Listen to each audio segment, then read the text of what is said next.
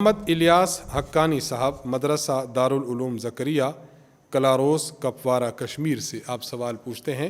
مفتی صاحب کتابوں میں لکھا ہے کہ غسل خانہ میں پیشاب نہ کرے، اس سے وسواس پیدا ہوتے ہیں، تو گھروں میں آج کل اکثر غسل خانوں میں پیشاب وغیرہ کا استعمال ہوتا ہے، تو کیا حکم ہے؟ وضاحت فرما دیں، جزاک اللہ خیرہ۔ جو بات آپ نے پڑھی ہے واقعی یہ بات ایسی ہی ہے کہ غسل خانہ میں اگر کوئی شخص پیشاب کرتا ہے تو اس پیشاب سے اس سے وسوسے آتے ہیں، اس لیے احتراز کرنا چاہیے، اور اگر آج کل غسل خانوں میں یہی صورتحال ہے تو بہرحال اس سے ضرور احتراز کرنا چاہیے اور انسان کو وسواس سے بچنا چاہیے، کیونکہ جو شخص غسل خانہ میں پیشاب کرے گا پھر وہیں پر غسل کرے گا تو وسوسہ آئے گا کہ میں پاک ہوا یا نہیں،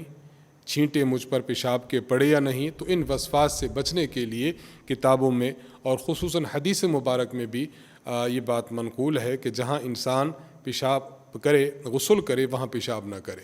تو بہرحال بچنا چاہیے۔ اور اگر ایک انسان ایسا ہے کہ وہ غسل خانے میں گیا اور شدید تقاضا ہے، اس کو 2-4 قطرے نکل گئے ہیں، تو بہرحال وہاں پانی ضرور بہا دے، لیکن مستقل یہ معمول بنا لینا کہ وہاں پر انسان پہلے پیشاب کرے پھر وہیں پر غسل کرے، اس سے بہرحال احتراز کرنا چاہیے۔ کتابوں والی بات بالکل درست ہے۔